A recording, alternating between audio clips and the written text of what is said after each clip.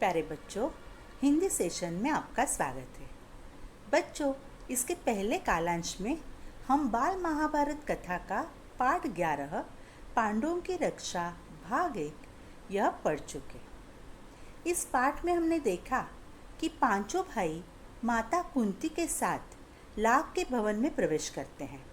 तभी युधिष्ठिर को पता चलता है कि यह घर जल्दी आग लगने वाली चीज़ों से बना हुआ है।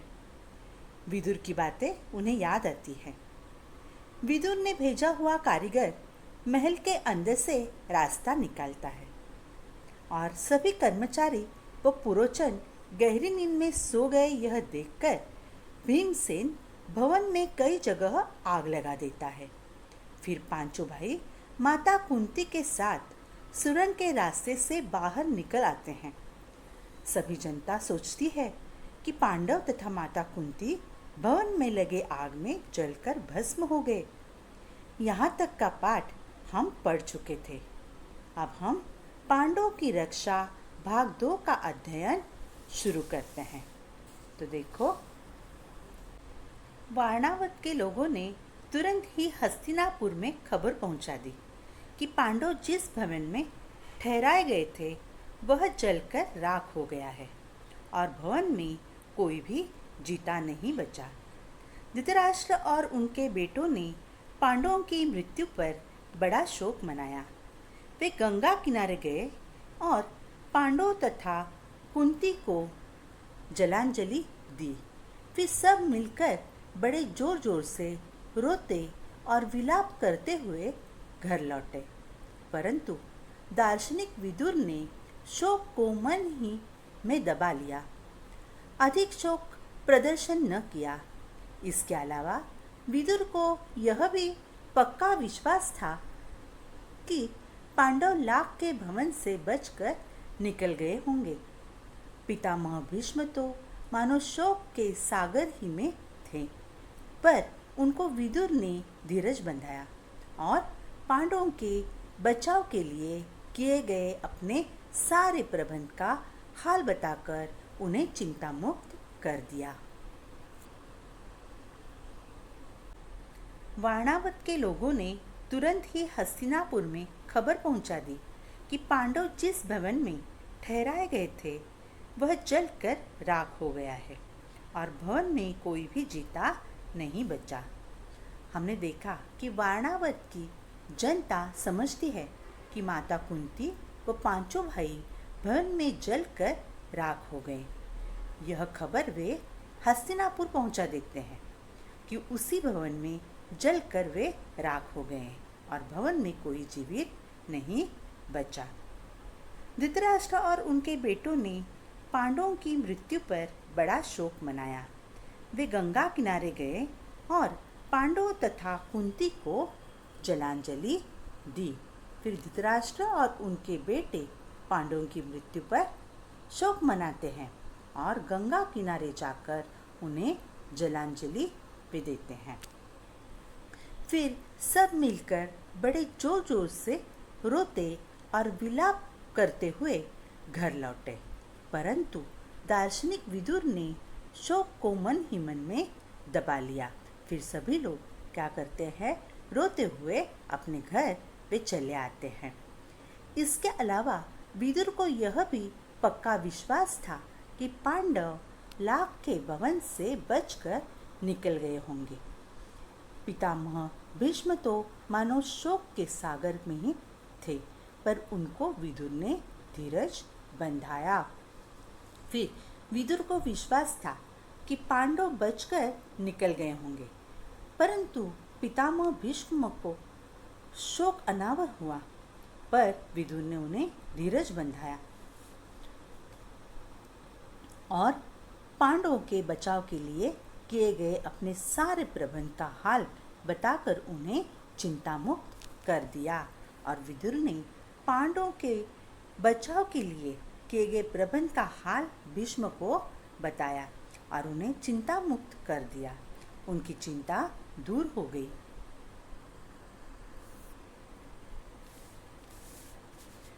लाख के घर को जलता हुआ छोड़कर पांचों भाई माता कुंती के साथ बच निकले और जंगल में पहुंच गए। जंगल में पहुंचने पर भीमसेन ने देखा कि रात भर जगे होने तथा चिंता और भय से पीड़ित होने के कारण चारों भाई बहुत थके हुए हैं। माता कुंती की दशा तो बड़ी ही दयनीय थी। बेचारी थक कर चूर हो गई थी। सो महाबली भीम ने माता को उठाकर अपने कंधे पर बैठा लिया और नकुल एवं सहदेव को कमर पर ले लिया। युधिष्ठिर और अर्जुन को दोनों हाथों से पकड़ लिया और वह उस जंगली रास्ते में उन्मत्त हाथी के समान झाड़ झंकाड़ और पेड़ पौधों को इधर उधर हटाता व रोता हुआ तेजी से चलने लगा। जब वे सब गंगा के किनारे पहुंचे तो वहां विदुर की भेजी हुई एक नाव मिली। युधिष्ठिर ने मल्लाह से सांकेतिक प्रश्न करके जांच लिया कि वह मित्र है।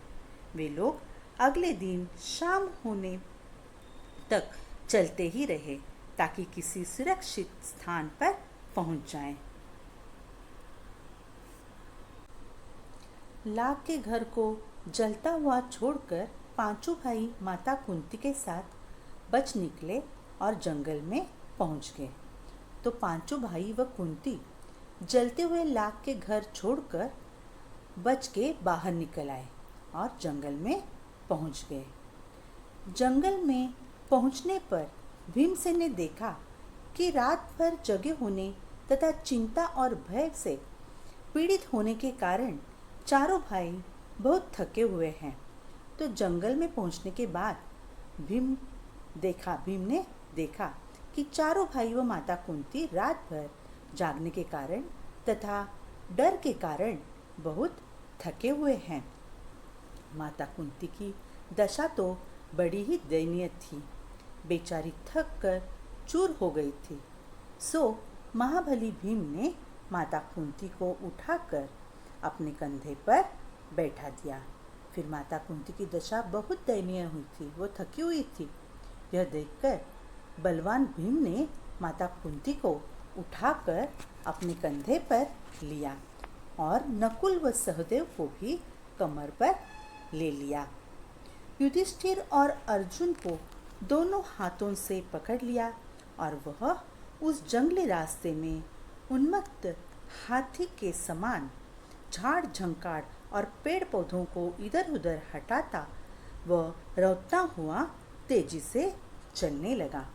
फिर जंगली रास्ते में उसने उन्मत्त हाथी की तरह युधिष्ठिर और अर्जुन को भी हाथ पकड़कर आगे ले लिया और बीच में आए पेड़ पौधे झाड़ झंकाड़ को इधर उधर हटाता हुआ तेजी से वह चलने लगा।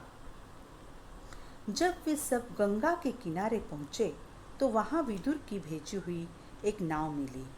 युधिष्ठिर ने मल्लाह से सांकेतिक प्रश्न करके जांच लिया कि वह मित्र हैं। फिर जब वे गंगा के किनारे पहुंच गए तब वहां विदुर ने उनकी मदद करने हेतु एक नाव भेजी थी। युधिष्ठिर ने उन्हें सांकेतिक प्रश्न पूछकर पता किया कि वह हमारा मित्र ही है। वे लोग अगले दिन शाम होने तक चलते ही रहे ताकि किसी सुरक्षित स्थान पर पहुंच जाएं। वे सभी अगले दिन तक शाम होने तक चलते रहे क्योंकि उन्हें सुरक्षित स्थान पर पहुंचना था। सूरज डूब गया और रात हो चली थी। चारों तरफ अंधेरा छा गया। कुंती और पांडव एक तो थकावट के मारे चूर हो रहे थे, ऊपर से प्यास और नींद भी उन्हें सताने लगी। चक्कर सा आने लगा। एक पग भी आगे बढ़ना असंभव हो गया। भीम के सिवाय और सब भाई वही जमीन पर बैठ गए। कुंती से तो बैठा भी नहीं गया। वह दीन भाव से बोली, मैं तो प्यास से मरी जा रही हूँ, अब मुझसे बिल्कुल चला नहीं जाता। धृतराष्ट्र के बेटे चाहे तो भले ही मुझे यहाँ से उठा ले जाएं, मैं तो यही पड़ी रहूँगी। यह कहकर कुंती वही जमीन पर गिरकर बेहोश हो गई। सूरज डूब गया और रात हो चली थी। चारों तरफ अंधेरा छा गया। अभी सूरज डूब गया था और अंधेरा छाया हुआ था। कुंती और पांडव एक तो थकावट के मारे चूर हो रहे थे, ऊपर से प्यास और नींद भी उन्हें सताने लगी। चक्कर सा आने लगा। कुंती और पांडव चलते चलते बहुत थक गए थे। उन्हें प्यास लगी थी, नींद भी सताने लगी। माता कुंती को चक्कर सा आने लगा। एक पग भी आगे बढ़ना असंभव हो गया। भीम के सिवाय और सब भाई वही जमीन पर बैठ गए। कुंती से तो बैठा भी नहीं गया। वह दीन भाव से बोली, मैं तो प्यास से मरी जा रही हूँ। अभी माता कुंती को एक कदम भी आगे बढ़ना मुश्किल हो गया था। सभी भाई जमीन पर बैठ गए। कुंती को तो बैठने भी नहीं हो रहा था। वह दया भरे स्वर से बोली, मैं तो प्यास से मरी जा रही हूँ। अब मुझसे बिल्कुल चला नहीं जाता। धृतराष्ट्र के बेटे चाहे तो भले ही मुझे यहाँ से उठा ले, मैं तो यहीं पड़ी रहूंगी। यह कहकर कुंती वहीं जमीन पर गिरकर बेहोश हो गई। वह कहने लगी, अभी मुझसे जरा भी चला नहीं जाता। धृतराष्ट्र के बेटे भले ही मुझे यहाँ से उठा ले जाए, फिर भी मैं यहीं पड़ी रहूंगी। इतना कहकर वह बेहोश हो गई। माता और भाइयों का यह हाल देखकर शोक के मारे भीमसेन का हृदय दग्ध हो उठा। वह उस भयानक जंगल में बेधड़क घुस गया और इधर उधर घूम घाम कर उसने एक जलाशय का पता लगा ही लिया। उसने पानी लाकर माता व भाइयों की प्यास बुझाई। पानी पीकर चारों भाई और माता कुंती ऐसे सोए कि उन्हें अपनी सुध बुध तक न रही। अकेला भीमसेन मन ही मन कुछ सोचता हुआ चिंतित भाव से बैठा रहा। पांचों भाई माता कुंती को लिए अनेक विघ्न बाधाओं का सामना करते और बड़ी मुसीबतें झेलते हुए उस जंगली रास्ते में आगे बढ़ते ही चले गए। वे कभी माता को उठाकर तेज चलते, कभी थके मांदे बैठ जाते, कभी एक दूसरे से होड़ लगाकर रास्ता पार करते। वे ब्राह्मण ब्रह्मचारियों का वेश धरकर एक चक्रा नगरी में जाकर एक ब्राह्मण के घर में रहने लगे। माता और भाइयों का यह हाल देखकर क्षोभ के मारे भीमसेन का हृदय दग्ध हो उठा। वह उस भयानक जंगल में बेधड़क घुस गया और इधर उधर घूम घाम कर उसने एक जलाशय का पता लगा ही लिया। तो माता कुंती और भाइयों की बुरी अवस्था देखकर भीम का हृदय तड़प उठा। वह जंगल में जाकर इधर उधर घूमकर पानी की तलाश में गया। उसे वहाँ एक जलाशय मिल गया। पानी लाकर माता कुंती व भाइयों की उसने प्यास बुझाई। पानी पीकर चारों भाई और माता कुंती ऐसे सोए कि उन्हें अपनी सुध बुध तक न रही। अभी पानी पीकर चारों भाई व कुंती ऐसे सोए कि उन्हें सुध तक नहीं रही। अकेला भीमसेन मन ही मन कुछ सोचता हुआ चिंतित भाव से बैठा रहा। अभी सिर्फ भीम चिंतित भाव से बैठा था। पांचों भाई माता कुंती को लिए अनेक विघ्न बाधाओं का सामना करते और बड़ी मुसीबतें झेलते हुए उस जंगल के रास्ते में आगे चलते रहे। वे कभी माता को उठाकर तेज चलते, कभी थके मांदे बैठ जाते, कभी एक दूसरे से होड़ लगाकर रास्ता पार करते। तो वे माता कुंती को उठाकर चलते तो कभी बीच रास्ते में ही थके मांदे बैठ जाते। तो कभी एक दूसरे से स्पर्धा लगाकर रास्ता पार करते। वे ब्राह्मण ब्रह्मचारियों का वेश धरकर एक चक्रा नगरी में जाकर एक ब्राह्मण के घर में रहने लगे।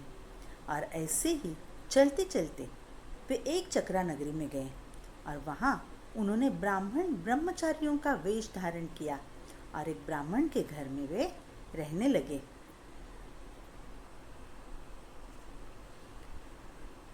माता कुंती के साथ पांचों पांडव एक चक्रा नगरी में भिक्षा मांगकर अपनी गुजर करके दिन बिताने लगे। भिक्षा के लिए जब पांचों भाई निकल जाते तो कुंती का जी भर बड़ा बेचैन हो उठता था।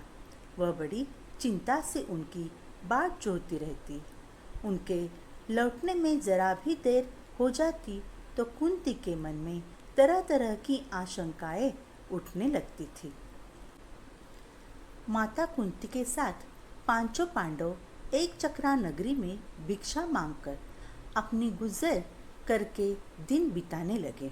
तो पांचों पांडव एक चक्रा नगरी में भिक्षा मांगकर अपना गुजारा करने लगे व अपने दिन बिताने लगे। भिक्षा के लिए जब पांचों भाई निकल जाते तो कुंती का जी बड़ा बेचैन हो उठता था। वह बड़ी चिंता से उनकी बाट जोहती रहती। तो पांचों भाई भिक्षा के लिए जब वे बाहर निकलते तो कुंती बेचैन हो जाती। वह बड़ी चिंता से उनकी राह देखती रहती। उनके लौटने में जरा भी देर हो जाती तो कुंती के मन में तरह तरह की आशंकाएं उठने लगती थी। उनके लौटने में जरा भी देर हो जाती तो कुंती के मन में अनेक आशंकाएं उठने लगती। इस तरह पांडव जब भिक्षा के लिए बाहर निकलते हैं तब माता कुंती हर घड़ी उनकी चिंता में डूबी रहती हैं। तो बच्चों, आज हम पांडवों की रक्षा भाग 2 यहीं पर समाप्त करते हैं। धन्यवाद।